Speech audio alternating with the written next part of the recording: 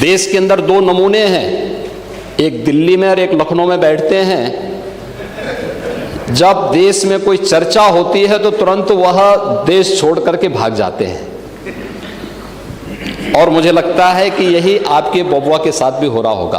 प्रश्न क्या है और मुद्दे क्या उठाए जा रहे हैं, मुझे लगता है कि माननीय सदस्य को पूरा अध्ययन करके आना चाहिए, सदन की गरिमा का ध्यान भी रखना चाहिए। लेकिन मुझे इसलिए भी खड़ा होना पड़ा है क्योंकि नेता विरोधी पक्ष ने सदन की कार्रवाई प्रारंभ होते ही इस मुद्दे को उठाया और आपने भी उसको छेड़ा है। लेकिन मैं आपके छेड़ने की स्थिति को अवश्य आपकी इस मजबूरी को जान सकता हूं, जिसके बारे में एक छोटी सी कहावत है कि चोर की दाढ़ी में तिनका।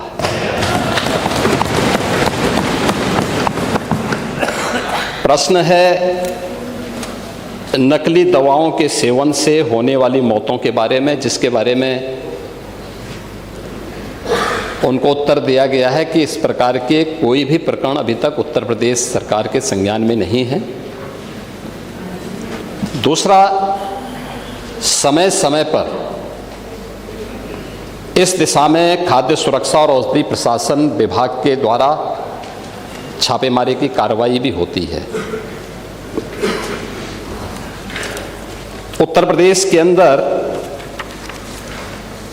कोडिन कफ सिरप के मामले में, जिसको नेता विरोधी दल, मैं तो ये मानता था कि उम्र के चौथे पड़ाव पर व्यक्ति सच बोलने का आदी कम से कम इस उम्र में तो होगा ही, लेकिन इस उम्र में भी इस समाजवादी उनको झूठा बुलवा देते हैं।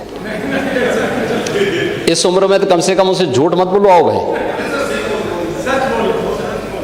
सच बोलने के उनको आदी होना चाहिए। और तो चेयर पे बैठ चुके हैं लंबे समय तक, स्पीकर के रूप में उन्होंने इस सदन को आगे बढ़ाया है।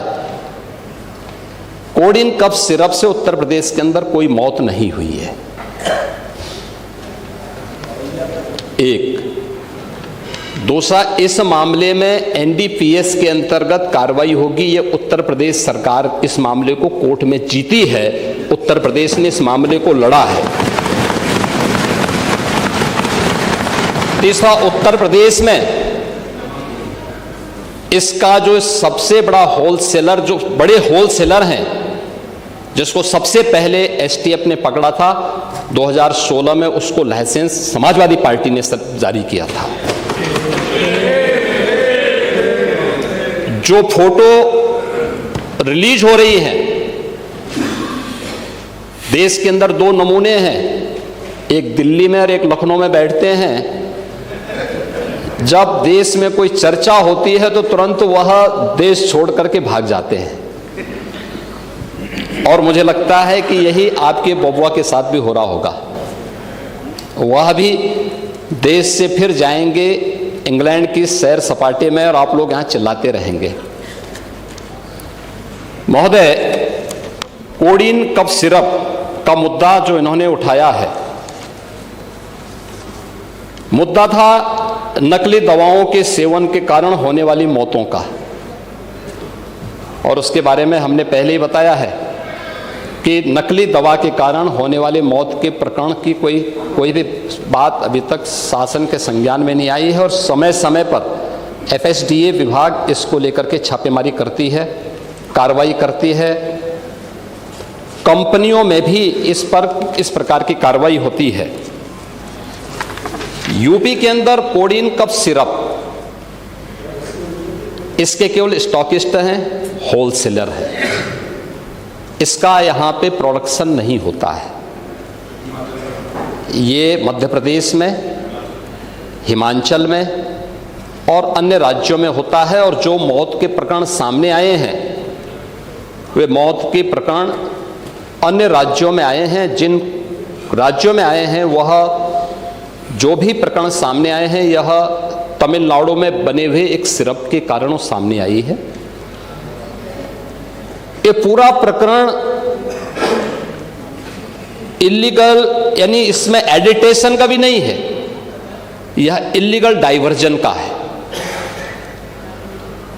इस डाइवर्जन के माध्यम से इन होलसेलर ने, जिसमें सहारनपुर का भी है, गाजियाबाद का भी है, वाराणसी का भी है, लखनऊ का भी है और कानपुर का भी है, इन लोगों ने इसको उन देशों में पहुंचाया है, उन राज्यों में पहुंचाया है जहां मद्य निषेध है, लेकिन वहां पे नशे के आदी लोगों को इसको लेने की एक आदत सी है, तो वहां पर उसका दुरुपयोग किया गया है, जबकि बिना चिकित्सीय परामर्श के इसका सेवन नहीं हो सकता, खासतौर पर बच्चों के लिए। एडल्ट भी चिकित्सीय परामर्श से इसका सेवन करता है। कौन ऐसा व्यक्ति है जिसने कफ सिरप नहीं लिया? खांसी होती है, हर व्यक्ति लेता है, लेकिन चिकित्सीय परामर्श से उसमें लिखा जाता है। क्योंकि पढ़ाई लिखाई से आप लोगों का कोई वास्ता है नहीं, इसलिए आप लोग हमेशा इस प्रकार की बातें करते हैं। अब बात पहले अब सुन लीजिए ना, आपने पूरी बात बोली तो हम लोगों ने आपकी बात सुनी, आप लोग चिल्लाते रहे तब भी हम आपकी बात सुनते रहे। अब कम से कम हमारी बात तो सुन लें।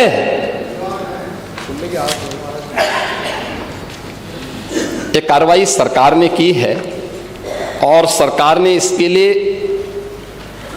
79 अभियोग अब तक दर्ज किए हैं। इसमें 225 अभियुक्तों को इसमें नामजद किया है। 78 अभियुक्त अब तक गिरफ्तार हुए हैं।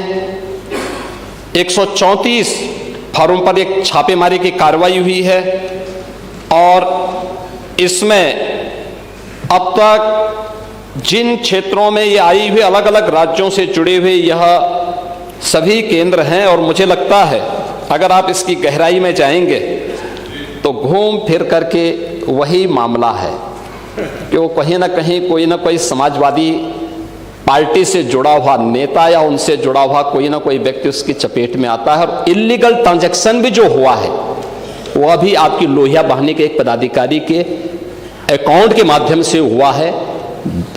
एसटीएफ इसकी जांच कर रही है। इस पूरे मामले में हाई कोर्ट से उस पूरे मामले को एनडीपीएस के अंतर्गत इस मामले में मुकदमा चलना चाहिए। ये उत्तर प्रदेश सरकार ने इस लड़ाई को लड़ा है और उसको जीता है और इस मामले में कोई भी अपराधी छूटने नहीं पाएगा। और चिंता मत करिए, समय आने पर बुलडोजर एक्शन भी उसकी तैयारी भी रहेगी, उस समय चिल्लाना मत करें। प्रश्न संख्या 5 डॉक्टर रागिनी। देखो ये दिखाना नहीं, पूरा माननीय मुख्यमंत्री उत्तर बरा मेरी बात सुनिए। विषय आपने मेरा बात सुन लीजिए, तुझे मेरी बात सुन लीजिए, मेरा निवेदन सुन लीजिए ना। आप उसको सुनेंगे कि अपना बोलते रहेंगे?